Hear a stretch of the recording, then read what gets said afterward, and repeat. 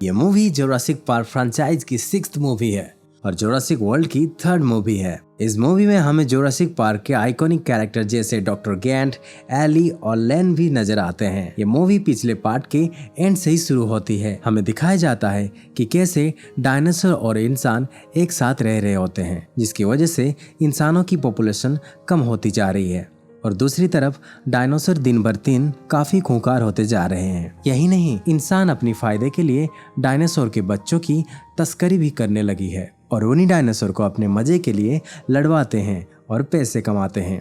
आगे मूवी में दिखाया जाता है क्लैरी डायनासोर रिसर्च फैकल्टी में डायनासोर के बच्चों को बचाने आई हुई है। उस बच्चे को बचाने के चक्कर में उस फैकल्टी के लोग उस पर अटैक कर देते हैं। क्लैरी अपने साथियों के साथ किसी तरह इस डायनासोर के बच्चे को बचा लेती है। उसके बाद उसके साथी उसके साथ काम करने से मना कर देते हैं क्योंकि उन्हें CIA से जॉब ऑफर हुई रहती है और क्लैरी का काम बहुत रिस्की रहता है।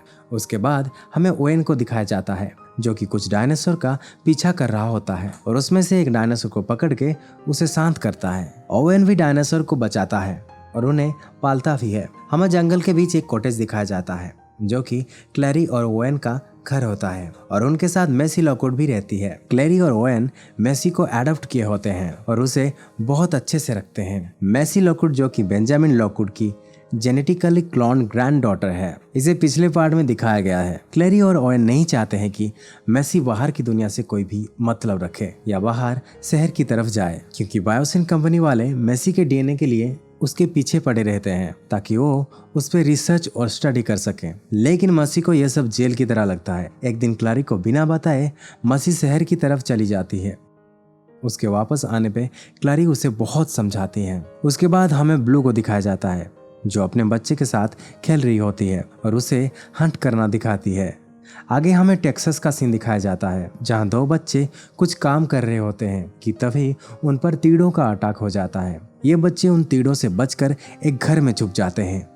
इन तीड़ों का साइज बहुत बड़ा होता है और ये बायोसिन कंपनी के फसल को छोड़ के बाकी फसलों को बर्बाद कर देते हैं। इसकी जांच करने के लिए एली को बुलाया जाता है जो कि ये सब देखकर समझ जाती है कि इन तीड़ों को जेनेटिकली लैब में बनाया गया है क्योंकि ये तीड़े काफी समय पहले ही धरती से विलुप्त हो गए थे।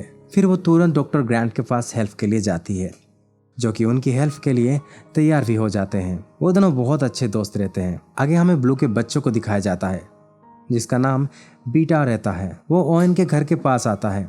मसी उसे देखकर उसे मीट का टुकड़ा खाने को देती है लेकिन तभी वहाँ ब्लू आ जाती है जो गुस्से में लग रही होती है। ओवेन वहाँ आके माहौल को शांत कर देता है। इसके बाद ब्लू वहाँ से चला जाता है जिसका पीछा ओवेन करता है। तभी हमें दिखाया जाता है कि ब्लू पे कुछ लोगों की नज़र होती है और वो मौका देखते ही ब्लू के बच्चे को किडनैप कर लेते हैं। वहीं दूसरी तरफ मैसी भी गुस्से में घर से बाहर निकल जाती है। उसे भी वो लोग ब्रिज पे किडनैप कर लेते हैं। ऐसा ओवेन देख लेता है और इससे पहले कि वो कुछ करता दोनों बच्चे किडनैप हो जाते हैं। वो उन्हें ढूंढने के लिए जैसे ही घर से निकलता है उसका रास्ता ब्लू रोक लेती है। वो बहुत गुस्से में रहती है। ओवेन उसे प्रॉमिस करता है कि वो उसके बच्चे को ढूंढ के वापस लाएगा। ब्लू जाते जाते ओवेन को हल्का सा बाइट कर लेती है। क्लैरी अपने दोस्त जो कि CIA में काम कर रहे होते हैं फ्रैंकलिन उसे हेल्प मंगाती है।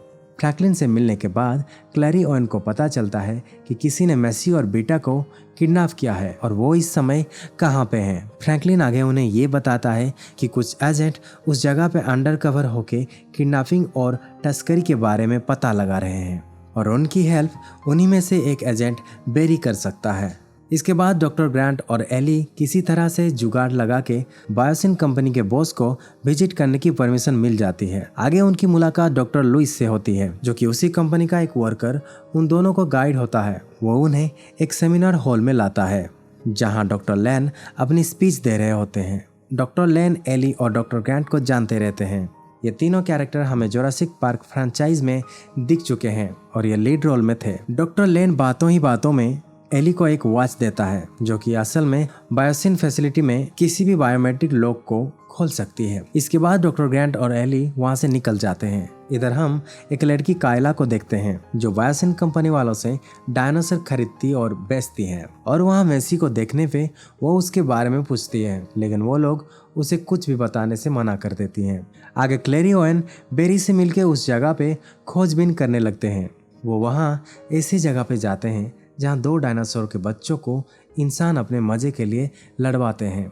काइला वहाँ क्लैरी को देख के यहाँ आने से मना करती है क्योंकि क्लैरी उसे सीधी लगती है। तभी क्लैरी उसे मसीह की फोटो दिखाकर उसके बारे में पूछती है, लेकिन काइला साफ मना कर देती है। तभी वहाँ CIA वाले अटैक कर देते हैं और इसी बीच वहाँ मौजूद सारे डायनासोर आज़ाद हो जाते हैं और इंसानों पे अटैक कर देते हैं। ओवेन उनसे बच के बाइक से भागता है। वहीं क्लैरी एक लेडी को ढूंढ लेती है जिसे मसीह के बारे में पता होता है। उससे किसी तरह जानकारी लेने के बाद कि मसीह बायोसिन फैसिलिटी में है, क्लैरी वहां से निकल जाती है, लेकिन तभी उस पर डायनासोर अटैक कर देता है। उसी वक्त काइला आके क्लैरी को बचाती है। वो तीनों वहां से बच के किसी तरह प्लेन से बायोसिन फैसिलिटी की तरफ निकलते हैं। आगे बायोसिन फैसिलिटी में दिखाया जाता है कि एक डॉक्टर मसीह को बताता है कि वो एक जेनेटिकली क्लोन बच्ची नहीं है, बल्कि उसे उसके माँ ने अपनी DNA से बनाया है और उसके DNA में कुछ खास है जिस पे बायोसिन फैसिलिटी स्टडी करना चाहता है। वो मेसी को उसकी माँ की कुछ वीडियो क्लिप्स भी दिखाते हैं। वो डॉक्टर आगे मेसी को बताता है कि उसी ने उन तीड़ों को लैब में बनाया है और अब उसे वो सब ठीक करने के लिए मसीह का ब्लड चाहिए। दूसरी तरफ डॉक्टर ग्रैंट और एली अपना ड्रेस बदल के बायोसिन की जांच करने लगते हैं। वहाँ उन्हें वो टीडे मिल जाती हैं। तभी मसीह को बीटा एक केज में लॉक हुआ दिखता है। मसीह उसे आज़ाद कर देती है, पर तभी वहाँ पे अलार्म बज जाती है जिससे टीडे भी आज़ाद होने लगते हैं। किसी तरह उन टीडों से बच के जब डॉक्टर ग्रैंट और एली बाहर आते हैं तो उन्हें वहाँ मसीह भी मिल जाती है। तीनों मिलकर बाहर निकलने का रास्ता ढूंढते हैं। क्लैरी ओवेन को रास्ते में एक उड़ने वाला डायनासोर प्लेन पे अटैक कर देता है, लेकिन वो किसी तरह बायोसिन पहुंच जाते हैं। ओवेन रास्ते में ही क्लैरी का प्लेन से इजेक्ट कर देता है, जिसकी वजह से वो पास के जंगल में जा गिरती है। क्लैरी पे एक डायनासोर अटैक करता है, बट वो उससे बचने के लिए पासी के तालाब में पानी के अंदर चली जाती है। आगे डॉक्टर ग्रैंट और एली उनके गाइड वर्कर से मिलते हैं और उसे टीडो के बारे में बताते हैं, जो जानने के बाद वो भी उनका साथ देता है।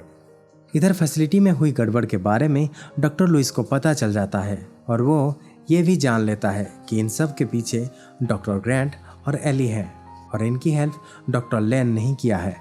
ये जानते ही वो डॉक्टर लेन को जॉब से निकाल देता है। तभी वो वर्कर डॉक्टर लेन के पास आके उन्हें जीप दे के बाहर निकलने को कहता है। इधर दूसरी तरफ एली, मेसी और डॉक्टर ग्रैंट एक ट्रेन में होते हैं। ट्रेन रुकने पे ये तीनों बाहर आते हैं और काफ़ी अंधेरा होने पे उन्हें पता नहीं चलता है कि उनके आसपास कितने डायनासोर हैं।